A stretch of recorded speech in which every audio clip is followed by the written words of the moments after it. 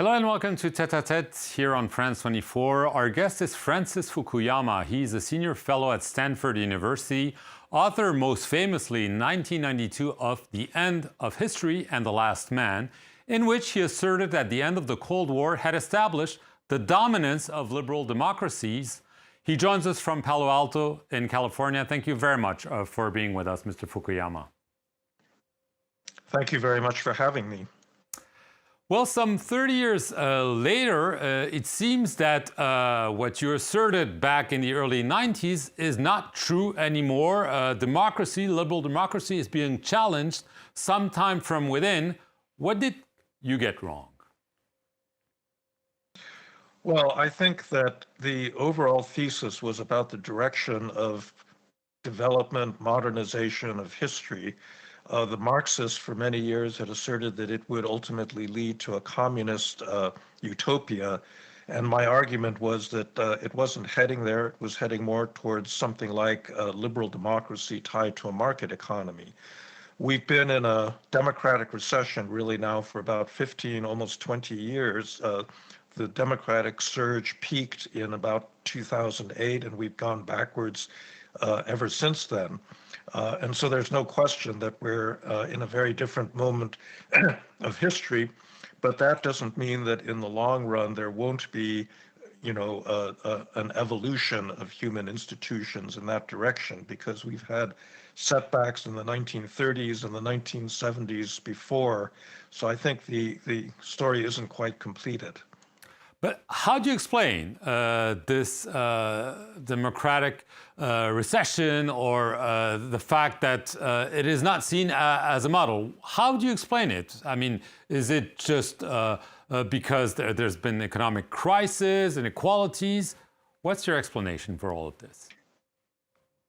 I think that the explanation is ultimately not economic, because even though we've had inflation and COVID and other disturbances, the situation of most economies in Europe and the United States is actually pretty good. I think the real problem is, in a sense, a frustration with the existing democratic world. It's stable, it's peaceful, it's prosperous. But I think that in the end, people want more. They want to be recognized. They want to have their dignity asserted. The last part of The End of History and the Last Man was the part about the last man, who's the democratic man who emerges at the end of history. And I think a lot of people don't want to simply be that last man. They want something more. And if that means struggling against democracy, that's what they're going to do. Right. What's maybe the most surprising in your eyes is what's been happening in your own country. Yes, in Eastern Europe, there's been back and forth. But clearly in the US, now we're seeing people elected and challenging the very democracy that got them elected. I'm speaking about Donald Trump, of course. Yes, well, I guess that's the most surprising and the most disappointing thing that's happened, really, since I wrote the book.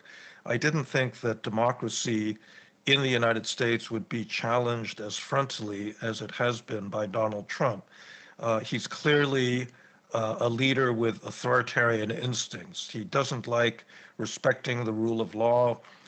In foreign policy, he is in the process of trying to cut a extremely shameful deal with Russia over Ukraine. He's basically switched sides in a global conflict between authoritarianism and democracy. And, the worst part of it is that the American people elected him a second time, even though in the 2020 election, he clearly tried to stay in office illegally. And that seemed to not matter to American voters who reelected him.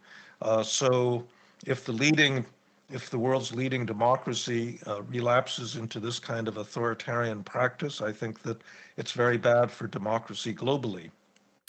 What is the most shocking for you with Donald Trump? His challenge of a democratic rule, of the courts, or the conflicts of interest? I mean, his family is openly doing business, cryptocurrency, real estate deals with Saudi Arabia, and so on and so forth. I mean, what is the most striking in your eyes?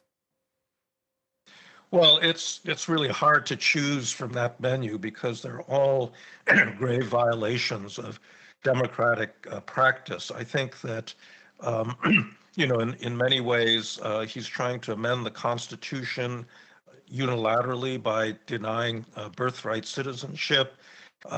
He's declared war on virtually the rest of the world through his tariffs.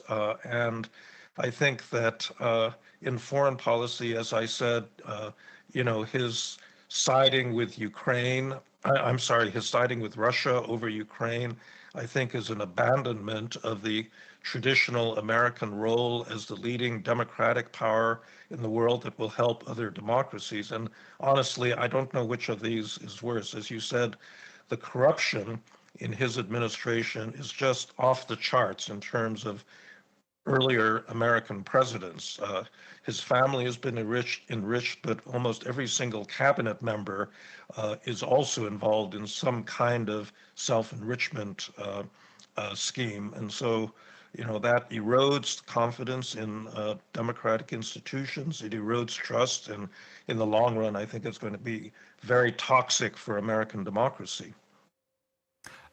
When it comes to foreign policy, he was supposed to stop wars abroad, focus on America, but he's been talking less now, but at the onset of his second mandate about Panama, about Greenland, about Canada.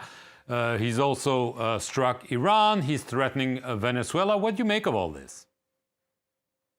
Well, it's very hard to find an actual principle underlying Trump's foreign policy other than personal self-interest. For example, the United States has been trying to cultivate a good relationship with India as a counterweight to China. We've been doing this for the last 20, 30 years. Donald Trump really threw that away because Prime Minister Modi, Indian Prime Minister Modi, wouldn't support his bid for a Nobel Peace Prize. And so he's basically subordinated American national interests to his personal vanity. And I think that anyone hoping to see a consistent thread in any of his actions is going to have a lot of trouble doing that. He didn't want to bomb Iran at first. He told Netanyahu to hold back. But then when Netanyahu provided him with an opportunity to strike Iran, he took it. And so, it's very hard to predict where that foreign policy is going to lead. It's not isolationist. He's perfectly happy to interfere in the internal affairs of other countries like Brazil. He imposes a tariff on Brazil because they're trying to legally prosecute former President Bolsonaro. And, this again is completely inconsistent with any form of isolationism, but it is driven by personal, self-interest. Obviously, you mentioned China. How would you feel today if you're Taiwan? Well, obviously, ever since the full-scale invasion of Ukraine by Russia, people have been particularly worried about Taiwan because Russia set the precedent for a superpower or a great power, simply marching an army across an international border. And China, has been promising to reunite with Taiwan for some time. And I think everybody can now see the prospect of that happening. In terms of Donald Trump's policy towards Taiwan and China, we don't know what it is. Biden made it very clear that the United States would support China against a military attack by China. Whether Donald Trump will do that is not clear. He clearly likes Xi Jinping and admires him in many ways. And I could easily see him making a deal with Xi to, have Taiwan revert to Chinese control and then claiming that he's, avoided World War III. I think that would be entirely possible. But honestly, we don't know what he would do. I think he's very unlikely to take military action that would involve the United States in direct conflict with China. As a conclusion, Mr. Fukuyama, do you really believe that the arc of history will make it so that a liberal democracy will become likable again? You say sometimes maybe it's not very enticing, but do you think that people will go back to that? Or are you concerned that the authoritarian drift that we've been discussing is what is going to have the upper hand in the near future? Well, there's a couple of things to say. First of all, authoritarian government does not always work out so well. And I think even in the case of China, there are really big problems with its economic model. Obviously, there are big problems with the Russian expansionist authoritarian model. The other thing to say is that the good thing about a democracy is it can self-correct. We had an election a couple of weeks ago in the United States in which the Democrats did extraordinarily well. Donald Trump's popularity has been falling very dramatically because of all of the chaos and inconsistency that he's created. And I think the American people don't like it. Next year, we're going to have a midterm election. And I think we can already see the peak of Trump's power and a slow decline that in the end may undermine this whole authoritarian tendency of his. So, we'll have to see whether our democracy can save itself. And other democracies, obviously can do the same. Francis Fukuyama, I want to thank you very much for being our guest here on Tête à Tête from Palo Alto in California. And thank you all for watching this show.